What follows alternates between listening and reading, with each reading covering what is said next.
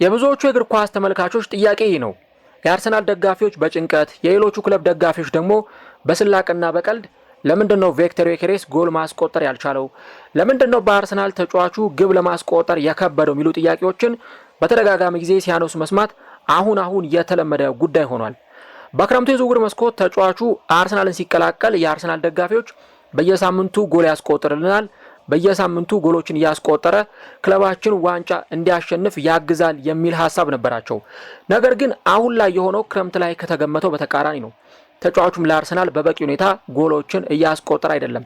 የቪክተር ዮኬሬስ በአርሰናል ጎል ያለማስቆጠር ምክንያቱ ምንድን ነው? ይህ የብዙዎቹ ጥያቄና እንቆቅልሽ የሆነ ጉዳይ ሆኗል። ነገር ግን ለዚህ ጥያቄ በርካቶች የተለያዩ ምላሾችንና ምክንያቶችን ሲያስቀምጡ ይታያል። አንዳንዶቹ ተጫዋቹ በአርሰናል ያለው ሲስተም አልተመቸውም፣ ለእርሱ የሚሆን ሲስተም በአርሰናል የለም ሲሉ ይናገራሉ። ሌሎቹ ደግሞ የአርሰናል ተጫዋቾች በበቂ ሁኔታ ለተጫዋቹ ሰርቪስ የሰጡት አይደለም፣ በዚህ ምክንያት ነው ተጫዋቹ ጎል ማስቆጠር ያልቻለው የሚሉ ነጥቦችን ያነሳሉ። ሌሎቹ ደግሞ የፖርቱጋል ሊግ ልክ እንደ እንግሊዝ ፕሪሚየር ሊግ ቀላል አይደለም፣ በዚህ ምክንያት እስከሚላመድ ጥቂት ጊዜ ይፈልጋል የሚሉ ነጥቦችንና መከራከሪያ ሀሳቦችን ስለ ቪክተር ዮኬሬስ ያነሳሉ። በትክክል ቪክተር ዮኬሬስ በአርሰናል ጎል ማስቆጠር ያልቻለው ለምንድን ነው? እንደሚባለው ሲስተሙ አልተመቸውም ይሆን ወይስ ደግሞ ሌላ ምክንያት ከበስተጀርባ ይኖራል? እነዚህንና ሌሎች ጉዳዮችን እስከ ቪዲዮ መጨረሻ ድረስ ከኛ ጋር አብራችሁ ከቆያችሁ የምንነግራችሁ ይሆናል። ሰላም ጤና ይስጥልን። የተወደዳችሁና የተከበራችሁ ውድ የቻናላችን ተከታታዮች እንዴት ናችሁልን? እግዚአብሔር ይመስገን እኔ በጣም ደህና ነኝ። የምትገኙት አራዳ ሜዳ ኦፊሻል ዩቲዩብ ገጻችን ላይ ነው። ለቻናሉ አዲስ ከሆናችሁ የዩቲዩብ ገጹን ሰብስክራይብ በማድረግና የሮል ምልክቷን በመጫን የቻናላችን ቤተሰቦች እንድትሆኑ የአክብሮት ግብዣችን ነው። ቪዲዮን ስትጀምሩ ደግሞ ዩቲዩብ ፕሮግራሙን ለብዙዎች እንዲያደርሰው ፕሮግራሙን ላይክ በማድረግ ጀምሩ። ይህ ፕሮግራም ቢያንስ 300 ላይክ እንዲኖረው እንፈልጋለን። ስለዚህ ሁላችሁም ዩቲዩብ ፕሮግራሙን ለብዙዎች እንዲያደርሰው ፕሮግራሙን ላይክ በማድረግ ጀምሩት። የአራዳ ሜዳ ኮሜንታተር ተስፋ ወርቅ ሉልሰገድ አብሬያችሁ ቆይታ አደርጋለሁ። ፈጣሪ ፈቅዶ በዚህኛው ፕሮግራማችን ላይ ዳግም ከእናንተ ጋር ተገናኝተናል። የብዙዎቻችሁ ጥያቄ ነውና ዛሬም ከእንደገና በቪክተር ዮኬሬስ እና በአርሰናል ጉዳይ ከእናንተ ጋር አብረን ቆይታ እናደርጋለን። እንግዲህ የክረምቱን ተውትና ክረምት ላይ ስለ ተጫዋቹ የሰራዋቸውን ዘገባዎች፣ ዜናዎች ተውትና ተጫዋቹ አርሰናልን ከተቀላቀለ ብቻ አሁን ይህንን ፕሮግራም ስሰራ ለአምስተኛ ጊዜ ነው። እንግዲህ ለአራት ተከታታይ ጊዜያት ያክል ስለ ቪክተር ዮኬሬስ በተለያዩ ወቅቶች ላይ አለፍ እያልኩ ፕሮግራም ሰርቼ ነበር። አንዳንዶቹን በአርሰናል ደጋፊዎች ጥያቄ ለምንድን ነው ተጫዋቹ እስቲ በአርሰናል ጎል ማስቆጠር ያልቻለው እና እባክህ እስቲ ተስፍሽ ፕሮግራም ስራበት ባላችሁ መሰረት ስለ ቪክተር ዮኬሬስ በእናንተ ጥያቄ መሰረት አንድ ወይም ሁለት ጊዜ ፕሮግራም ሰርቻለሁ። እኔ ደግሞ በደንብ ፕላን አድርጌ ስለ ተጫዋቹ ፕሮግራም የሰራውባቸው ወቅቶች ነበሩ። እንግዲህ አሁኑ ለአምስተኛ ጊዜ ነው ማለት ነው። ይህ ፕሮግራም እንግዲህ ሲሰራ በዋነኝነት ለምንድን ነው ተጫዋቹ ጎል ማስቆጠር ያልቻለው ከሚለው ጉዳይ ጋር ተያይዞ ብቻ አይደለም። የአርሰናል ደጋፊዎች ኤክስፔክት ከሚያደርጉትና ካደረጉት ነገር አንጻር ወይም ደግሞ ሲጠብቁ ከነበሩት ነገር አንጻር ያ ነገር ባለመሆኑ ምክንያት አሁን ልክ አንዳንድ ደጋፊዎች እንደሚሉት ይሄ ዝውውር ፍሎፕ አድርጓል፣ በቃ የዚህ ተጫዋች ዝውውር አልተሳካም እንደሚሉት አይነት እንደዚህ አይነት መደምደሚያዎች ላይ እየደረሱ ይገኛሉ። በእርግጥ ብዙዎቹ ዮኬሬስን ዲፌንድ ሲያደርጉት ያለው ግን ትላንትና እንኳን በሰራውት ቪዲዮ ላይ ሳይቀር ዮኬሬስ ለምንድን ነው ጎል ማያስቆጥረው እንደውም ለምንድን ነው ጎል ያላስቆጠረው ሁሉ ብሎ አንድ ምላሽ የሰጠ አድማጫችን ነበር። ምናልባት እንግዲህ በትክክለኛው እይታ ካየ ነው ወይም ደግሞ ተጫዋቹ የመጣው የአጥቂ መስመር ተጫዋች ሆኖ ነው ጎል እንዲያስቆጥር ተፈልጎ ነው። ስለዚህ በዛ ምክንያት ካየ ነው በትክክል ጎል እያስቆጠረ አይደለም፣ ለዚህ ውጤታማ አይደለም ወይም ደግሞ ውጤታማ ጊዜን እያሳለፈ አይደለም የሚሉ ነጥቦችን ልናነሳ እንችላለን። ምክንያቱም የሚታይ ነገር ነው። አንድ አጥቂ የሆነ ክለብን ከተቀላቀለ በኋላ ጎል እንዲያስቆጥር ይጠበቃል። ሶ ዋት ጎል ማያስቆጥር ከሆነ የሆነ ችግር አለ ማለት ነው። እናም ተጫዋቹ ደግሞ ተሳክቶለታልም ብሎ ለማውራት ደግሞ በጣም አስቸጋሪ ይሆናል። እንደ ቡድን አርሰናል ውጤታማ ነው። በፕሪሚየር ሊግ የደረጃ ሰንጠረዥ መሪ ነው። በካራቦ ካፕ ሩብ ፍጻሜ ደርሷል። የቻምፒየንስ ሊግ የደረጃ ሰንጠረዥ አናት ላይ ተቀምጧል። ኦልሞስት በኔ እይታ የቀጣዩን ዙር መቀላቀሉን አረጋግጧል። በቻምፒየንስ ሊጉም ቢሆን ግን የክለቡ ውጤታማነት እንዳለም ቢሆን ቪክተር ዮኬሬስ ግን በአርሰናል ጎሎችን ማምረት ጎሎችን ማስቆጠር አለመቻሉ በብዙ ደጋፊዎች ዘንድ ጥያቄ የፈጠረ ጉዳይ ሆኗል። እንግዲህ ከዚህ በፊት የአርሰናል ደጋፊዎች ዋንጫ እንዳናነሳ እንቅፋት የሆነብን የ9 ቁጥር ተጫዋች ባለማግኘታችን ምክንያት ነው ብለው የተለያዩ ሀሳቦችን ሲሰጡ ነበረ። እኔ በግሌ ግዴታ የ9 ቁጥር ተጫዋች መኖር የፕሪሚየር ሊግ ዋንጫ ነው ወይም ደግሞ የሆነ ትልቅ ዋንጫ ለማሸነፍ ብቻውን በቂ ነው ይረዳል ብዬ አላስብም። ምክንያቱም ማንቸስተር ሲቲ የፊት መስመር ተጫዋች ሳይኖረው ሃላንድም ወደ ሲቲ ሳይመጣ ሰርጂዮ ኩን አጉዌሮ ከማንቸስተር ሲቲም ጋር ተለያይቶ ማንቸስተር ሲቲ የፕሪሚየር ሊግ ዋንጫ ሲያሸንፍ ተመልክተናል። ያውም ደግሞ እንደ አርሰናል አይነት ቡድን በ9 ቁጥር ተጫዋቾች ላይ ብቻ ዲፔንድ የሚያደርግ ቡድን አይደለም። በርካታ ግብ አስቆጣሪ ተጫዋቾች አሉት። በ2025 የካላንደር ዓመት ብቻ ከ100 በላይ ጎሎችን ያስቆጠረ ቡድን መሆኑን መርሳት የለብንም። ስለዚህ የ9 ቁጥር ተጫዋች ላይ ወይ እነ ካይ ሃቨርትዝ ላይ ወይ እነ ጋብሪኤል ላይ ዲፔንድ የሚያደርግ ቡድን አይደለም። ራሱ ቪክተር ዮኬሬስ ላይም ቢሆን ግን የአርሰናል ደጋፊዎች ደግሞ በቃ ውትወታችን ምላሽ አገኘ። በፖርቱጋሉ ክለብ ስፖርቲንግ ያለፉትን 2 ዓመታት ድንቅ ጊዜን ያሳለፈው የጎል አዳኝ ግዙፍ አጥቂ ቪክተር ዮኬሬስ የመድፉ መንደርን የዋንጫ ጥያቄ ሊመልስ ኤሚሬትስ መጣ። ይሄ ነበር እንግዲህ የአርሰናል ደጋፊዎች ምኞትና ግምት የነበረው። ተጫዋቹ እንደውም ወደ አርሰናል ለመምጣት የፈለገው በምን ምክንያት ነው? በቃ አርሰናል ብቻ ነበር ያለው ክረምት ላይ ካስታወሳችሁ።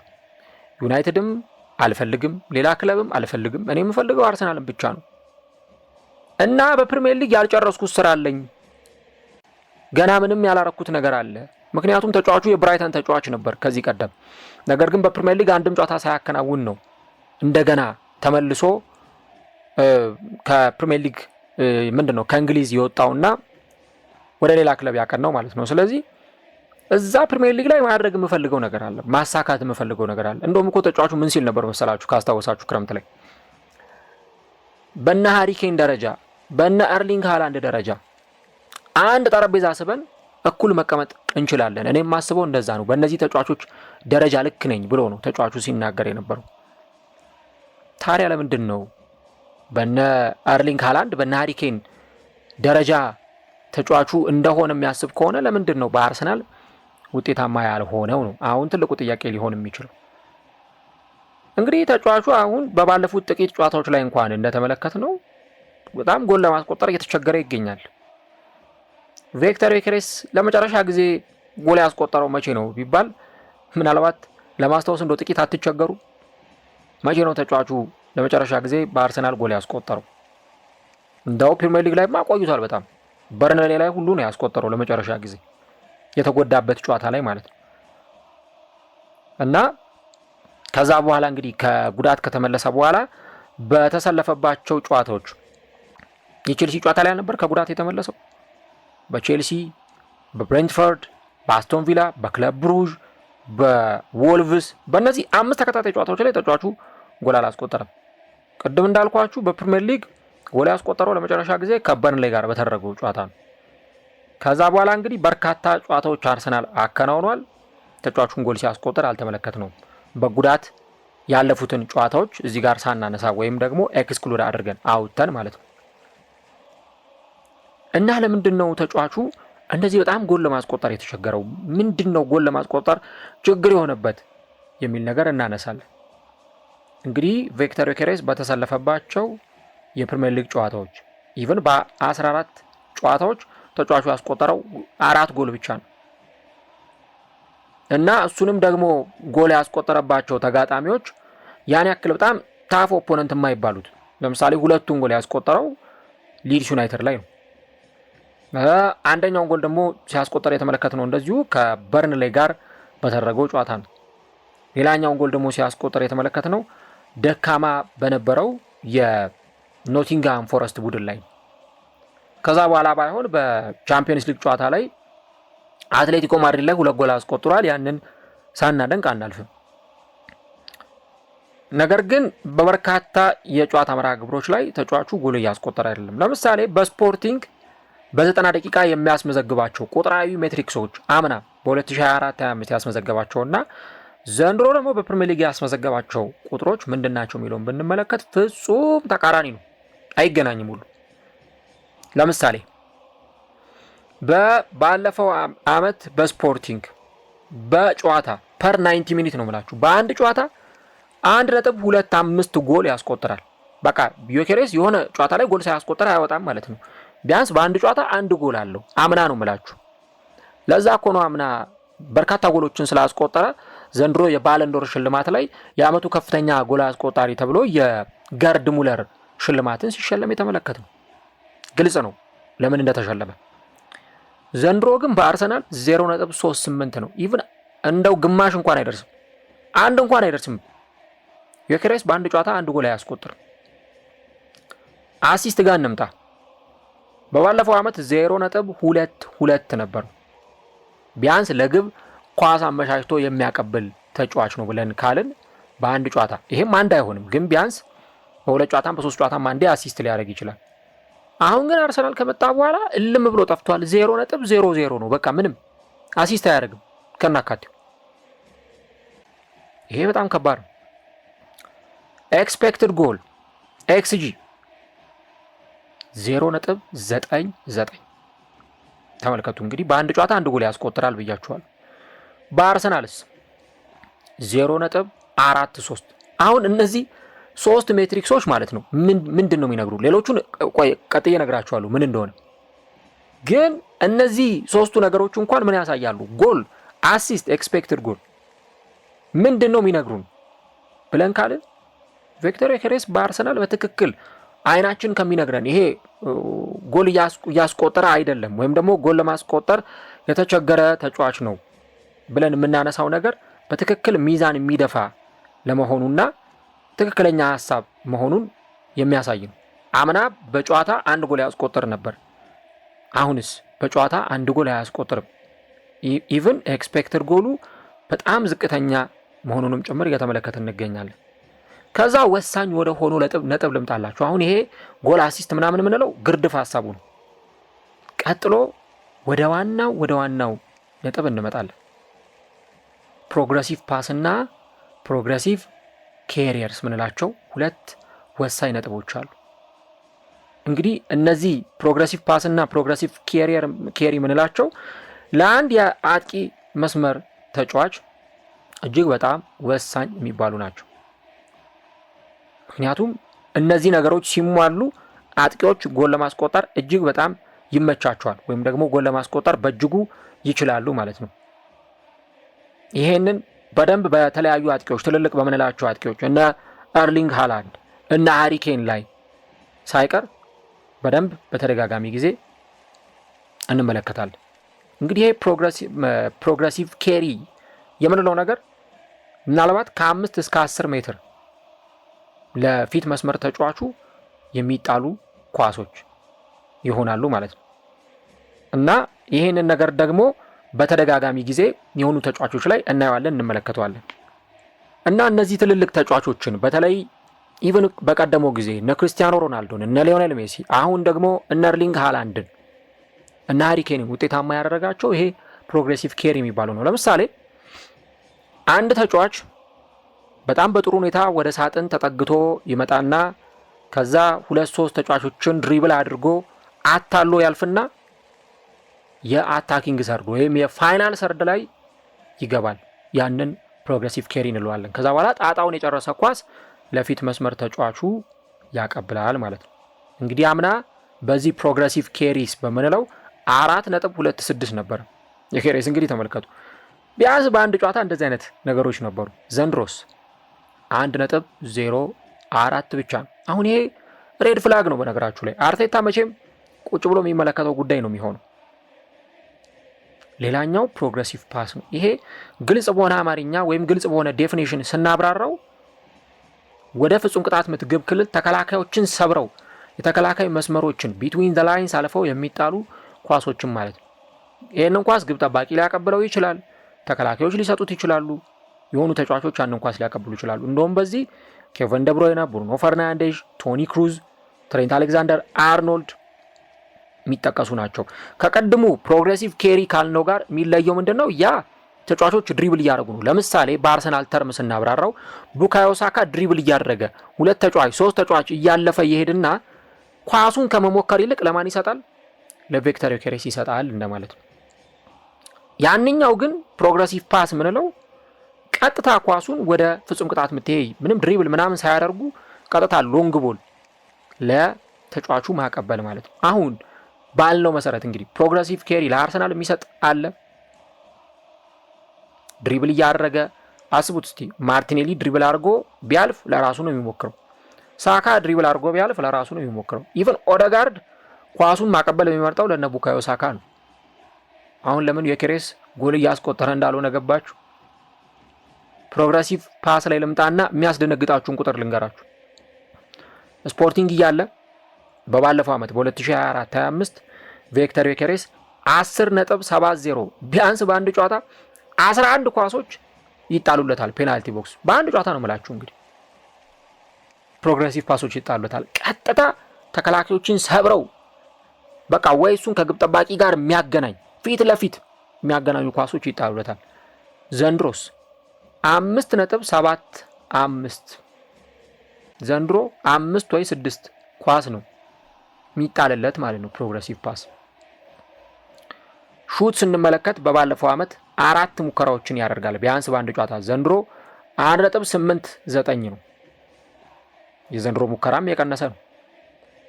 ሚነካቸው ኳሶች አምና 36.6 በአንድ ጨዋታ 36 ኳሶችን ሲነካ የተመለከትነው ተጫዋች ዘንድሮ 22.7።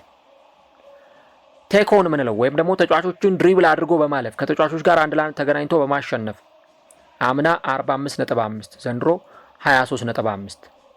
ስለዚህ እነዚህን ወደ 7-8 የሚጠጉ ሜትሪክሶች ብንመለከት ቀይ የሚበራባቸው ናቸው በአርሰናል በኩል።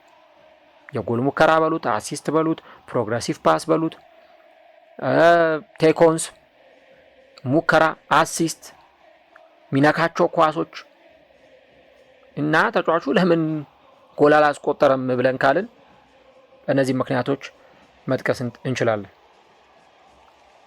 እንግዲህ በባለፈው በወልቭሱ ጨዋታ ላይ 15 ኳስ ብቻ ነው የነካው በ81 ደቂቃ የሜዳ ላይ ቆይታ ተቀይሮ እስከሚወጣ ድረስ። የኔ ችግር 15 ኳስ መንካቱ አይደለም። ምክንያቱም አርሊንግ ሃላንድም ይሄን ሁሉ ጎል የሚያስቆጥረው ብዙ ኳስ እየነካ አይደለም። እኔ አሁን ከሃላንድ የሚገርመኝ ባለፈው ለምሳሌ ክሪስታል ፓላስ ላይ 2 ጎል አስቆጥሯል አይደል? ፓላስ ላይ እነዛን ጎሎች ሲያስቆጥር ያውም የመጀመሪያውን ጎል ሲያስቆጥር 9 ኳስ ነክቶ በ10ኛው ነው ሃላንድ ያንን ኳስ ያስቆጠረው። እና ሃላንድ እንደውም ይናገራል እኔ 4 ኳስ ነው የምትነካው 5 ኳስ ነው የምትነካው ስሉት እኔ ግድ የለኝም፣ እኔ 4 ኳስ ብነካም 5 ኳስ ብነካም ግድ የለኝም፣ ዋናው ያገኘሁትን ኳስ ወደ ጎልነት መቀየር ነው የኔ ስራ ብሎ ነው የሚናገረው። አሁን በሲቲ ቤትም በኖርዌይ ብሔራዊ ቡድንም ይታወቃል የዩኬሬስ አጫወት የማን ነው የሃላንድ አጫወት ምንድን ነው የሚለው። ስለዚህ ግልጽ ነው ምን ሊያደርግ እንደሚችል። እነሱም የሚፈልገውን ነገር ስለሚያውቁ ዴሊቨር ያደርጉለታል። ወደ ዩኬሬስ እንምጣ። በቻምፒየንስ ሊግ ጨዋታ ላይ አርሰናል ክለብ ብሩዥን ሲያሸንፍ ተጫዋቹ በ62 ደቂቃ 12 ኳስ ብቻ ነው የነካው። ተቀይሮ የገባው ጋብሪኤል ባለፈው እንግዲህ ኦንጎል እንዲቆጠር ምክንያት የሆነው ተጫዋች 20 ኳሶችን ነክቷል በ28 ደቂቃዎች ተቀይሮ ገብቶ ማለት ነው። እና ዩኬሬስ የግብ ዕድል ስለሚያባክን ነው ወይ ጎል ማስቆጠር ያልቻሉ ብለን ካለን አይደለም። የግብ ዕድሎችን ስለሚያባክን አይደለም ጎል ማስቆጠር ያልቻሉ። ጎል ማስቆጠር ያልቻለው ሲጀመር ዴሊቨሪ የሚያደርግለትም ሰው የለም፣ የሚሰጠውም ተጫዋች የለም። ይሄን በደንብ መረዳት ያስፈልጋል። አሁን እንግዲህ ለምንድን ነው ኢፌክቲቭ መሆን ያልቻሉ ብለን ስንል እሱ ጋር የሚደርሱት ዴሊቨሪዎች በጣም ደካማ መሆናቸውንም ጭምር እንመለከታለን። እንግዲህ ተጫዋቹ በአርሰናል በባለፉት ወራት ከኦገስት ወር ጀምሮ ሲያረጋቸው በነበሩ ጨዋታዎች ምን አይነት እንቅስቃሴዎችን ነው ሲያሳይ የነበረው ወይ ምን አይነት ፐርፎርማንስ ነው ሲያሳይ የነበረው የሚለውን ነገር ካነሳን ከዴሊቨሪ ጋር ብታያይዙት ከአሲስቶች ጋር ብታያይዙት በፍጹም የሚሆን ነገር አይደለም። ምናልባት እንግዲህ ዩኬሬስ ለዚህ ቡድን የሚፈጥረው ልዩነት አለው ወይ? በትክክል አለ። ምክንያቱም እርሱ በመኖሩ ምክንያት ተከላካዮች ቪክተር ዩኬሬስን ማርክ ለማድረግ ጉልበትና ጊዜ ስለሚያባክኑ የአርሰናል ተጫዋቾችን እነ ቡካዮ ሳካን ለቀቅ የማድረግ ሁኔታ ይኖራል። የዛኔ እነ ሳካ እንደ ልባቸው እንዲጫወቱ ምክንያት ይሆናል ማለት ነው።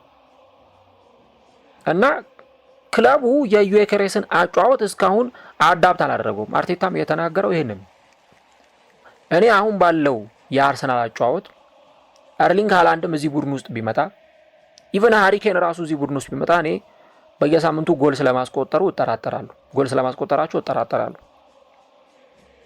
ይሄን ያልኳችሁ ለምንድን ነው? አርሰናል ያለፉትን ዓመታት በአጥቂ ላይ ዲፔንድ ያደረገ ቡድን አይደለም። ኢቨን አርቴታ ከመጣም በኋላ እስቲ የምታስታውሱትን ጊዜ ንገሩኝ። እኔ አርሰናል ለመጨረሻ ጊዜ 20 እና ከዛ በላይ የሚያስቆጥር ተጫዋች የነበረው በፕሪሚየር ሊጉ መቼ ነው?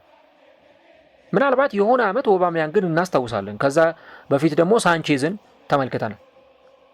እንዴ በአርቴታ ስር እኮ 20 እና ከዛ በላይ ጎል በፕሪሚየር ሊግ የሚያስቆጥር ተጫዋች አልነበረም። ስለዚህ ክለቡ በአንድ አጥቂ ላይ የተመረኮዘ ሳይሆን እንደ ቡድን ጎል በማስቆጠር ረገድ የሚጫወት ቡድን ነው እና እኔ ደግሞ ክረምት ላይ የሰራሁትን ፕሮግራም ያደመጣችሁ ታውቃላችሁ። የቻናላችን ቤተሰቦች የምታውቁ ታውቃላችሁ። ወደ ኋላ መለስ ብላችሁ ያላዳመጣችሁት ማዳመጥ ትችላላችሁ። ለምን እኔ ያንን ፕሮግራም ስሰራ በተለይ አስታውሳለሁ። አርሰናል ለዚህ ተጫዋች የሚሆን ሲስተም ማዘጋጀት ይኖርበታል። ወይ ዩኬሬስ የክለቡን አጫዋወት አዳፕት ማድረግ አለበት፣ አለበለዚያ ደግሞ አርሰናል አርቴታ በተለይ ለሱ የሚሆን አጫዋወት ሲስተም ማበጀት አለበት፣ ክሬት ማድረግ። አለዚያ ልጁ ሲባክን ነው የሚውለው። የሆነ አንድ ቪዲዮ እንደውም ሶሻል ሚዲያ ላይ ሲዘዋወር አይታችሁ ይሆናል። አይ ቲንክ ቻምፒየንስ ጨዋታ ላይ ይመስለኛል። ምንድነው መሰላችሁ እዛ ቪዲዮ ላይ የነበረው ነገር? ካላያችሁት ልንገራችሁ። ዴክላን ራይስ ለኦዴጋርድ ኳስ አቀበለው። ኦዴጋርድ ኳስ እየገፋ ከዛ ዩኬሬስ ከተከላካይ ጀርባ ሆኖ እየሮጠ ነው። ተመልከቱ እንግዲህ ከተከላካይ ጀርባ ሆኖ እየሮጠ በትከሻው ምልክት ሰጠው ለኦዴጋርድ። ኳሱን ስጠኝ፣ አቬለብል ነኝ፣ ይኸው ኳሱን ለማስቆጠር የሚመች ፖዚሽን እና የሚመች አቋቋም ላይ ነኝ እና እባክህ ኳሱን ስጠኝ ብሎ በጀርባው ምልክት ሰጠው። አይገርምም? ኦዴጋርድ ግን ምንም ባላየ አለፈው፣ ኳሱን ሳይሰጠው ማለት ነው። አስቡት፣ ራይስ ለኦዴጋርድ ኳሱን አቀብሎት ኦዴጋርድ ኳሱን እየገፋ እየሄደ በቀኝ መስመር ላይ እየሮጠለት ነበረ ዩኬሬስ። ከዛ አላየኝም ማለትና እንደገና ቦታ ቀይሮ ወደ ግራ ሄደለት፣ ደግሞ ቦታ ቀይሮ ማለት ነው። አሁንም ኦዴጋርድ ኳሱን እየገፋ ሄደ ወደፊት። እኔ አሁን ይሄንን ቪዲዮ ሳይ ምን ጭንቅላቴ ላይ እንደመጣልኝ ታውቃላችሁ? ይሄ የኳስ ሞመንት ስፖርቲንግ ሆኖ ቢሆን በቃ ስፖርቲንግ ሆኖ ቢሆን ኦዴጋርድ ይሄን ሁሉ አይገፋውም። ወደ ኳሱን እንዳገኘ ሎንግ ቦል ነው የሚሰጠው። አስቡት፣ ወደ ቀኝ ሄደለት መጀመሪያ ጸጥ አለው። እሺ አላየኝም ብሎ እንደገና ወደ ግራ መጣለት። አሁንም ኦዴጋርድ ኳሱን እየገፋ ነው የሚሄደው ወደፊት። ከዛ መጨረሻ ላይ ኳሱን ለማን ቢሰጠው ቆንጆ ነው? ለሊያንድሮ ትሮሳርድ ሰጠው። ከዛ ሊያንድሮ ትሮሳርድ ኳሱን ብልሽቱን አወጣው፣ ብልሽቱን እና ይሄ ሁኔታ እያለ አሁን የኬሬስን ለመተቸት ትክክለኛ ግራውንድ ይኖራል ወይ? እኔ ሁልጊዜ ግራም ያጋባኝም ነገር ይሄ ነው። ዩኬሬስ እኮ ሮናልዶ አይደለም ወይ ሜሲ አይደለም። ራሱ ድሪብል አድርጎ ምናምን ከራሱ ግብ ጀምሮ ወይ ከመሃል ሜዳ ጀምሮ ተጫዋቾችን ድሪብል እያደረገ እያጣጠፈ ጎል ሲያስቆጥር የምናውቀው ተጫዋች አይደለም። እሱ የሚፈልገው አሲስት ነው። ያን ግን የሚያደርግለት ተጫዋች የለም። እኔ ምናልባት እንደውም የምመኘው እዚህ ቡድን ውስጥ ኦዚል ኖሮ ነው ምለው። በቃ ኦዚል ኖሮ ቢሆን ምን አይነት ኳሶች ሊሰጠው እንደሚችል፣ ምን አይነት ዴሊቨሪ ለተጫዋቹ ዴሊቨር ሊያደርግለት ሊያቀርብለት እንደሚችል ማሰብ። በፊት እኮ ለአርሰናል ኦዚል የሚሰጣቸውን ኳሶች ኦሊቪዬ ዥሩ ያባክናል እየተባለ ነበር ሲተች የነበረው። በፊት አቀባዩ አለ፣ ጨራሽ ግን አልነበረም። አሁን ደግሞ ጨራሹ አለ፣ የሚያቀብለው ነው የጠፋው። ማን ይስጠው ለዚህ ተጫዋች ኳስ? አርሰናል ካውንተር አታክ ላይ በጣም ደካማ ቡድን ነው፣ በፋስት ብሬክ በተለይ። ይሄን ነገር በጣም ማሻሻል አለበት እና በአርሰናል የፋስት ብሬክ አጫዋወት ላይ እንዴት ነው ቡድኑ ይሄን ነገር ሊያስተካክል የሚችለው? እንግዲህ በባለፈው ዓመት 0.9 ነው የአርሰናል ፋስት ብሬክ። ቢያንስ በአንድ ጨዋታ አንድ ጊዜ ብቻ ነው የካውንተር አታክ ኳስ ይዞ የሚሄዱ። ስፖርቲንግ ደግሞ ካየነው 1.6 ነው የነበረው የፋስት ብሬክ አጫዋወት። ስለዚህ አሁንም ቢሆን የተጫዋቹን ብቃት ለመለካትና የተጫዋቹን ብቃት በተመለከተ ሀሳቦችን ለመስጠት ለተጫዋቹ በቂ ዴሊቨሪ ሲሰጠው ማየት አለብን። እሺ እኔ አሁን አንዳንድ ጥያቄ ደግሞ አለ። ለምንድን ነው ሜሪኖ ጎል የሚያስቆጥረው? እንዴ ከዩኬሬስን በላይ እኮ ሜሪኖ ጎል እያስቆጠረ ነው ለምንድን ነው የሚል አይነት ጥያቄ ደግሞ ሊነሳ ይችላል። አሁን ሜሪኖን ስታዩት አንደኛ እንደ ዮኬሬስ አይነት ጥብቅ የተከላካዮች ማርኪንግ አይተገበርም እሱ ላይ አንድ እሱ ነው።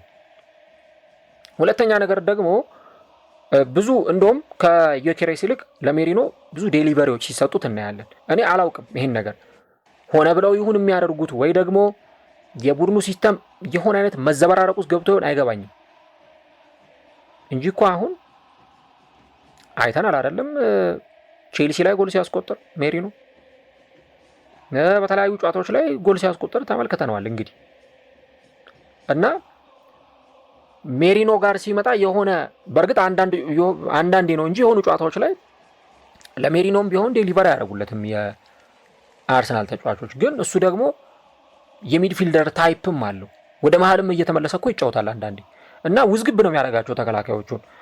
አሁን ሜሪኖ ኳስ ይዟል ብላችሁ ስትሉ ወደ ኋላ ደግሞ ይመጣና ወይ ይከላከላል ምናምን፣ ከዛ ድንገት ባላሰባችሁ ሰዓት አሳቻ ሰዓት ጠብቆ ጎል ያስቆጥርባችኋል ማለት ነው። ይህንን ነው እንግዲህ በደንብ የምናነሳውና የምንመለከተው። አሁን ለዚህ ተጫዋች የዴሊቨሪ እጥረት እንዳለ ነው እነዚህ አጠቃላይ ቁጥራዊ መረጃዎች የሚነግሩን። ተጫዋቹ የሆኑ አይነት አቅርቦት እየቀረበለት አይደለም። ለምሳሌ ከሌሎች የፊት መስመር ተጫዋቾች ጋር እስቲ እናነጻጽረው። ከነ ካይ ሃቨርትዝ እና ከነ ጋብሪኤል ሄሱስ ጋር እናነጻጽረው በተወሰነ መንገድ ቁጥራዊ መረጃዎች ምን ያሳያሉ የሚለው። ለምሳሌ ዮኬሬስ በአንድ ጨዋታ 0.38 ነው የሚያስቆጥረው። ኦልሞስት አንድም አይሞላም። ነገሩ የሁሉም አንድ አይሞላም።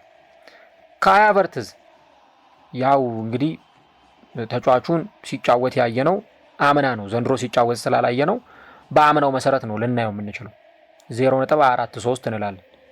ጋብሪኤልም በተመሳሳይ አምና ነው ሲጫወት ያየ ነው 0.44። በአንድ ጨዋታ የሚሞከሩ ሙከራዎች ቪክተር ዮኬሬስ 1.89፣ ሃቨርትዝ 2.55፣ ጋብሪኤል 2.94። አሁን ከዮኬሬስ ሃቨርትዝ ይሻላል፣ ከሃቨርትዝ ደግሞ ጋብሪኤል ይሻላል። ደረጃ በደረጃ ነው የምናየው። ኳስ በመንካት በ90 ደቂቃ ዮኬሬስ 22.7፣ ካይ ሃቨርትዝ 37.7፣ ጋብሪኤል 44.0። አያችሁ ለምን ጋብሪኤል ኳስ ይነካል ካላችሁ በጣም ወደ ኋላ ይመለሳል። አሁን ጋቢን ካያችሁት ወደ ኋላ ይመለሳል፣ ያደራጃል፣ በቢውልድ አፕ ያጫውታችኋል፣ ድሪብል ያደርጋል፣ አታሎ ለማለፍ ይሞክራል ምናምን። እሱ አሁን እዛ ቦክስ ውስጥ የሚቆም ይሄ ትራዲሽናል ኦልድ ስኩል ነምበር 9 አይደለም፣ የድሮ 9 ቁጥር አይደለም። በቃ እሱ ወደ ኋላ ከተመለሰ ምናምን ይጫወታል። ሃቨርትዝም በተመሳሳይ ነው፣ ፍሉዲቲ ያለው ወደ ግራ ይወጣል፣ ወደ ቀኝ ይመለሳል፣ ወደ መሀል ይመጣል፣ ግራ 8 ቁጥር ላይ ይመጣል። እንደዚህ ካልሆነ እንዴት ጎል ማያስቆጠር ይቻላል? እና አሁን እንግዲህ በአርቴታ በኩል ልናይ የምንችለው እሱም የተናገረው ብዙ 9 ቁጥር ተጫዋቾች አሉኝ እና ሁሉንም ወዳቸዋለሁ። ነገር ግን ምንድን ነው ማድረግ የሚጠበቅብን? ይሄን ነገር እንዴት ነው ሃንደል ማድረግ የሚኖርብን? እና ይሄ በጣም አስፈላጊ ነገር እንደሆነ ነው እንግዲህ አርቴታ የተናገረው። እና አርቴታም ችግር የለውም ጎሉ ይመጣል፣ ዋናው ዮኬሬስ ከቡድኑ ጋር አዳፕት ማድረጉ ነው፣ ከቡድኑ ጋር በደንብ መላመዱ ነው። እሱ ደግሞ አሁን በደንብ ከቡድኑ ጋር ተላምዷል። የቀረው ጎሉ ነው። ጎሉ ደግሞ በጥቂት ሳምንታት ውስጥ ይመጣል የሚል ሀሳብ ነው ያለው። አሁን በኢንዲቪዥዋል ሌቭል ከተመለከትን፣ ምክንያቱም የብዙዎቹ ማነጻጸሪያ ዮኬሬስን ከሃላንድ ጋር ነው። በቃ አሁን ባለው ሁኔታ ዮኬሬስ ከሃላንድ ጋር ነው የሚያነጻጽሩት፣ ወይም ደግሞ ኮምፓሪዥን ሊወስዱ የሚችሉት በዚህ ሁኔታ ነው። ዮኬሬስ ደግሞ በአርሰናል ብቸኛው የጎል ማስቆጠር አማራጭ አይደለም። አሁን አርሰናል እንደ ቡድን ጎል ማስቆጠሩ በጣም ጥሩ ነው። እንደ ቡድን ሁሉም ተጫዋቾች ጎል ማስቆጠራቸው፣ ዙቢሜንዲም ማድዌኬም ወይ የሆነ ተጫዋችም ጎል ማስቆጠራቸው በጣም ጥሩ ነገር። ግን እኔ ጥያቄ የሚሆንብኝ በተለይ ደግሞ የሆኑ ሰዎችም እኮ ዮኬሬስን ሲተቹት ነበር አይደለም። እኛ እኮ ዮኬሬስን ያስፈረምነው እንዲህ ትልልቅ በሆኑ ጨዋታዎች ላይ ጎል እንዲያስቆጥርልን ነው ሲሉ ነበር። ታዲያ ዴሊቨር ያልተደረገውን እሱ ኬት ያመጣዋል? እንደው እስቲ ወደ ኋላ መለስ በሉና ዮኬሬስ በስፖርቲንግ ምን አይነት ጎሎችን ነው የሚያስቆጥረው? እዛ ለምንድን ነው? በነገራችሁ ላይ የፖርቱጋል ፕሪሚየር ሊግ ብቻ ስለሆነ አይደለም፣ ወይ የፖርቱጋል ፕሪሜራ ሊጋ ስለሆነ ብቻ አይደለም። ልጁ እዛ እንደ ልቡ ጎል ሲያስቆጥር የነበረው። አዎ ልዩነት አለው። የፖርቱጋል ፕሪሜራ ሊጋና የእንግሊዝ ፕሪሚየር ሊግ መካከል በጣም ሰፊ የሰማይና የምድር የሆነ ልዩነት አለ። ይሄ ምንም የሚካድ ነገር አይደለም። ነገር ግን እዛ ያለውን ነገር ለምንድን ነው እዚህ መድገም ያቃተው ብለን ካልን ቅድም እንዳነሳሁት የቡድኖቹ የአጨዋወት ሲስተም እጅግ በጣም የተለየ በመሆኑ ነው እንጂ እኮ ስለ ፕሪሚየር ሊግ ቡድንም እኮ ካወራ በባለፈው ዓመት ምንም እንኳን የፍጹም ቅጣት ምት ጎሎች ቢኖሩም ዩኬሬስ ማንቸስተር ሲቲ ላይ ሁሉ ሃትሪክ ሲሰራ አልተመለከትነውም? አይተነዋል። በደንብ የተመለከትነው ነገር ነው። ዩኬሬስ እኮ በስፖርቲንግ በጎል አስቆጣሪነቱ በጣም የተጨበጨበለት በቃ የተመሰከረለት አጥቂ ነው። በቃ እዛ ፕሩፍ አድርጎ ነው የመጣው። ስለ ጎል ማስቆጠር የሚታማ ተጫዋች አይደለም። ምንም በዚህ ጉዳይ ላይ ጥያቄ አታነሱበትም። ኢቭን የቆሙ ኳሶችን ያስቆጥራል። እዛ ከማዕዘን ምት የሚሻሙ ኳሶችንም ያስቆጥራል። ግን በዚህኛው የአርሰናል ስብስብ ውስጥ ስለ ቆመ ኳስ ካነሳን የቡድኑ ዴሊቨሪዎች የሚመጡት ከየት እንደሆነ ይታወቃል። ከዛ የማዕዘን ምቶች ሲሻሙ እነዛን እንዲያስቆጥሩ የሚጠበቅባቸው እነ ማጋሌሽ አይነት ታይፕ ተጫዋቾች ናቸው። እዛ በነበረበት ጊዜ ግን የሚያስቆጥራቸውን ጎሎች ስትመለከቱ ኳስ ከቀይ መስመር ቢነሳም ከግራ መስመር ቢነሳም ለማን እንደሚሰጡት ያውቃል። እውነቴን ነው። አሁን ይሄን ነገር ስነግራችሁ እንደውም የሆነ አንድ ቪዲዮ ሁሉ ነበረ እያየሁ የነበረው እና ተጫዋቾቹ ኳስ ሲያገኙ ይሄ ድሪብል አድርጎ ለመግባት ምናምን አያስቡም። በቃ ቀጥታ ለዩኬሬስ ነው ያንን ኳስ የሚሰጡት። ከተከላካይ ጀርባ ይሮጥላቸዋል፣ ያንን ኳስ ይሰጡታል። እሱ ደግሞ ያስቆጥራል። ጭራሽ የተተፋ ኳስ ምናምን ካገኘ ደግሞ አይምራቸውም። አርሰናል ውስጥ ይሄ ዴሊቨሪ አለ ወይ? ዩኬሬስ እኮ ዴሊቨር ቢደረግለት እንዴት ሊያስቆጥር እንደሚችል የሊድስ ዩናይትድ ጨዋታ ላይ ተመልክተናል። ካላፊዮሪ ያንን አስገራሚ ኳስ ከተከላካይ ጀርባ ጣለለት። በምን ፍጥነት እንደሮጠ እንዴት ሮጦ እንደገባ አይታችኋል። እዚህም በስፖርቲንግ በነበረበት ያንን በቃ የሚያደርጉ ተጫዋቾች ስለነበሩ ልክ እንደ ሲቲ አይነት ታይፕ ያለው ቡድን ነው። በቃ ሲቲዎች ኳስ ሲያገኙ ለሃላንድ አይደለም የሚሰጡት። እዚህም እንደዛው ሲቲ ቤት እኮ ለምሳሌ ድሪብል የሚያደርጉ ተጫዋቾች አሉ። ዶኩ ድሪብል ያደርጋል፣ ፎደን ድሪብል ያደርጋል። ግን መሞከር ያለባቸውን ያክል ይሞክራሉ፣ ማስቆጠር ያለባቸውን ያስቆጥራሉ። የሚያቀብሉትን ኳስ ደግሞ ይሰጡታል ለሃላንድ። አጥቂ በጣም ስግብግብ መሆን አለበት፣ ወይም በቃ ለማስቆጠር ፓሽ ሊኖረው ይገባል። ሁላችንንም የሚያስማማን ነገር ነው። ግን ደግሞ ዩኬሬስን የሚያክል ደግሞ አጥቂ እዛ ፔናልቲ ቦክስ ውስጥ ቆሞ ኳስ እንዲሰጠው እየጠበቀ ብዙ ጊዜ የአርሰናልን ጨዋታ ሳይ በነገራችሁ ላይ ኳስ የያዘው ተጫዋች ብቻ አይደለም ማየው። አሁን ለምሳሌ ሳካ ኳስ ቢዝ ወይ ኦዴጋርድ ኳስ ቢዝ እነሱም ብቻ አይደለም ማየው። አይኔ ዩኬሬስም ላይ ያርፋል። ዩኬሬስን አብሮ ይከተለዋል። ከዩኬሬስ ጋር የት ነው የሚሄደው እና ያለው ሊሮጥ ይሞክራል፣ አይሰጡትም። ሲያይ ወደ ውስጥ ሊገባ ይሞክራል፣ ሲያይ አይሰጡትም። በቃ እና እንደዛ የአርሰናል ደጋፊዎች በቃ በጉጉት አረ እንኳን መጣልን፣ እንደው የአጥቂ ችግር ነበረብን መቅረፍ ነበረብን፣ ይኸው አጥቂ መጣልን አሉ። እሺ አጥቂው መጣ፣ ማን ዴሊቨር ያርግለት? ይኸው መቀለጃ ሆነ። አሁን ከነካው ኳስ ይልቅ እንደዚህ ጸጉሩን የነካው ይበልጣል ምናምን እያሉ ሚዲያዎች ላይ ሁሉ ተጫዋቹን የቀልድ ማሞያን ያደረጉት እና አሁንም ነው በነገራችሁ፣ አሁንም ለዚህ የሚሆን ሲስተም ካልተዘጋጀ ዩኬሬስ እኔ 15 ጎል ማስቆጠሩን እጠራጠራለሁ ዘንድሮ። ተጫዋቹ እኮ በራሱ ኮንፊደንስ ኖሮት ኢቭን እኮ እንዴ እኔ ከእነ ሃላንድና ሃሪኬን ጋር አንድ ጠረጴዛ ስቤ መቀመጥ እችላለሁ ብሎ የተናገረው ተጫዋች ጎል ማስቆጠር እንደሚችል በደንብ አሳይቶናል። እኔ ክረምት ላይ የሆኑ ሰዎችም ሀሳብ ሲሰጡ ያንን ሀሳብ በእኔ እይታ ትክክል አይደለም ብዬ ስናገር ነበር። ምክንያቱም መጥተው ከፖርቱጋል ሊግ እኮ ነው የመጣው፣ እንዴ ከፖርቱጋል ሊግ መጥቶ ፕሪሚየር ሊግ ላይ እንዴት ሊሳካለት ይችላል ብለው ሲሉ ክርስቲያኖ ሮናልዶ የመጣው ከየት ነው? እንትና ማን ነው? ብሩኖ ፈርናንዴዝ የመጣው ከየት ነው? ከዛው ከስፖርቲንግ አይደለም የመጣው? አርሊንግ ሃላንድ ነው ሜት ነው የመጣው? ከጀርመን አይደለም የመጣው እሱ። ስለዚህ የመጣበት ሊግ ማተር አያደርግም። ግን የቡድኑ አጨዋወት ደግሞ ለተጫዋቾች ጎል ማስቆጠር ትልቅ ሚና ይኖረዋል። ለዛ ነው ክርስቲያኖ ሮናልዶ ኦዚል ልክ ከሪያል ማድሪድ ወጥቶ አርሰናል ሲሄድ ለምንድን ነው ኦዚል ከዚህ ክለብ የለቀቀው ብሎ ብስጭቱን የገለጸው። ክርስቲያኖ ሮናልዶ ምርጥ አጥቂ እንዲሆን ከሱ ጀርባ ኦዚል ዴሊቨር የሚያደርግለት ኳስ በሪያል ማድሪድ ተጫዋቹን በመጀመሪያዎቹ ዓመታት ውጤታማ ሲያደርገው እንደነበር አይተናል እንጂ ምናልባትም ደግሞ የሆኑ አጥቂዎች ዴሊቨር ባለማግኘት ውስጥ ምን ያክል ሰፈር ሊያደርጉ ምን ያክል ስትራግል ሊያደርጉ እንደሚችሉ መገመት ለሁላችንም የሚከብድ ነገር አይሆንም። ግን በባዶ ሜዳ አይ ዮኬሬስ በቃ አልሆነለትም ወይ አልተሳካለትም ምናምን ብሎ መተቸት ጉንጭ ማልፋት ይሆናል።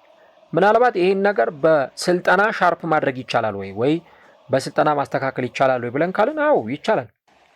በስልጠና ማስተካከል ይቻላል። ፔፕ ጓርዲዮላ አሁን ሃላንድ ያውቃል የቡድኑ 67% 70% ጎሎችን የሚያስቆጥረው ሃላንድ ይሄን ያውቋል በደንብ ጠንቅቆ። ግን ያንን ነገር እንደ መጥፎ ሁኔታ አይወስዶም። ሃላንድ ባይኖርስ እንዴት ነው መሆኑ ብሎ አያስበውም። ምናልባት ፕላን ቢ ፕላን ሲ ይኖረዋል። ሃላንድ ባይኖር ምን እጠቀማለሁ ማንን ወደ ሜዳ አስገባለሁ የሚለውን ጉዳይ ግን በዚህ ፐርስፔክቲቭ ካየነው ሃላንድ ጎል ያስፈልገዋል፣ ጎል ያስቆጥራል። በቃ የጎል ማሽን። ለጎል ማሽንነቱ ደግሞ ከጀርባ ሆነው ብዙ ተጫዋቾች እነ ኬቨን ደ ብሩይነን በሉት የትኛውም ተጫዋች ለተጫዋቹ ዴሊቨር ያደርጋሉ። እና የዮኬሬስን ሁኔታ መረዳት ከፈለጋችሁ የሲቲን ጨዋታ ተመልከቱና ከዛ የአርሰናልን ጨዋታ ነው። ሃላንድ እኮ በደንብ ነው ማርክ የሚያደርጉት፣ በደንብ እንዳይላወስ እግር ከወርች ነው የሚያስሩት። ግን የሆነች ምትጣለለት ኳስ አለች። የሆነች የፓላስ ጨዋታ ላይ በግንባር አለ ኳስ ገሽቶ ያስቆጠረው በቃ ክሮስ ያደርጉለታል። ሃላንድ ይቺን ታይም ነው የሚፈልጋት። ታዲያ የአንድ ቡድን እኮ ውጤታማነት ይሄ ነው እንጂ አሁን ሃላንድ 9 ኳስን የነካው 10 ኳስን የነካው ብትሉት ግድ የሚሰጠው ይመስላችኋል? ግድ አይሰጠውም በፍጹም። ኢቨን ኳስ ሳይነካም ቢወጣ ግድ አይሰጠውም። ዋናው ነገር ብቻ የሆነ ኳስ ይስጡት ከአንዳንድ ያስቆጠር እሱ። ከዛ በኋላ ሚዲያው ስለሚያወራው ነገር ስለ ትችቱ ብዙም የሚገረም አይሆንም። አሁንም እኮ ጋብርኤል ለምንድን ነው ከዮኬሬስ በላይ ኳስ የነካው ብለን ካልን የጋብርኤል አጫዋወትና የዮኬሬስ አጫዋወት አንድ አይደለም። ጋብርኤል ቅድም እንዳልኳችሁ ወደ መሀል እየመጣ የሚጫወት ድሪብል ማድረግ በቃ ይሄ ኳሳዊ ክህሎትም ያለው ተጫዋች ነው። ዮኬሬስ ደግሞ ቅድም እንዳነሳሁት ትራዲሽናል የሚባል በቃ ይሄ ቦክስ ውስጥ ቆሞ ለመጨረስ አሰፍስፎ የሚጠብቅ አይነት ተጫዋች ነው። ግን ዴሊቨሪ ያገኛል ወይ? ያን ዴሊቨሪ ካገኘ ኦኬ እነዛን ጎሎች ሲያስቆጥር ልናየው እንችላለን። ያንን ሁኔታ ግን ክሬት ለማድረግ ምናልባት ደግሞ አርቴታ በልምምድ ላይ ልክ ይሄ የቆመ ኳሱን በደንብ እንደተለማመዱት የቆመ ኳሱን በደንብ ልምምድ ላይ ሲሰሩበት እንደሚቆዩት ሁሉ ይሄንንም ደግሞ በደንብ ትኩረት ሰጥተው ቅድም የነገርኳችሁ በተለይ ፕሮግሬሲቭ ፓስ ምናምን የሚለው በጣም ትኩረት ሊደረግበት የሚገባው። እስቲ አሁን ሳሊባ ረጅም ኳስ ለዮኬሬስ ሲጥልለት አይታችሁ ታውቃላችሁ?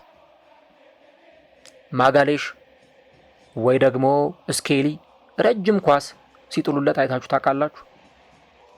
እኔ በግሌ እኔ ትዝ አይለኝ እንደዚህ አይነት ረጅም ኳስ የተጣለበት። ቅድም እንደነገርኳችሁ ነው። ኦዴጋርድ እንደውም ጭራሽ ያለፈውን ዓመት እና ዘንድሮ በጣም ሊያስተካክል የሚገባው ነገር ኳስ ሲይዝ እግሩ ላይ ኳስ የሚያቆይበት ነገር በጣም የሚገርም ነው። ለምንድን ነው እግሩ ላይ ኳስ የሚያቆየው? ለምንድን ነው ኳሱን መልቀቅ የማይፈልገው?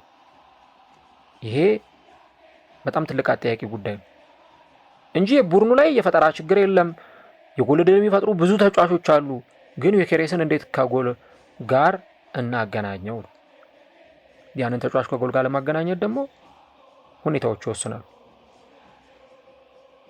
እንጂ ፒየር-ኤመሪክ ኦባሜያንግ እንግዲህ በአርሰናል በኩል ለመጨረሻ ጊዜ የጎልደን ቡት ያሸነፈ ተጫዋች ነው ከሞ ሳላህ እና ከሴዲዮ ማኔ ጋር እና ይህ ተጫዋች በተለይ ደግሞ በዛ ቡድን ውስጥ ቁልፍ የሆነ ሚናን ሲወጣ እንዲሁ ደግሞ በርካታ የሆኑ ጎሎችን ሲያስቆጥር የዚህ ቡድን ተጫዋቾች ያውም የዛኔ አርሰናል ጥሩ አልነበረም በሚባልበት ሁኔታ ጥሩ ጊዜን አርሰናል እያሳለፈ አይደለም በሚባሉበት ሁኔታ ነው እነዚህን ዴሊቨሪዎች ተጫዋቾቹ ለፒየር-ኤመሪክ ኦባሜያንግ ሲሰጡት የነበረው።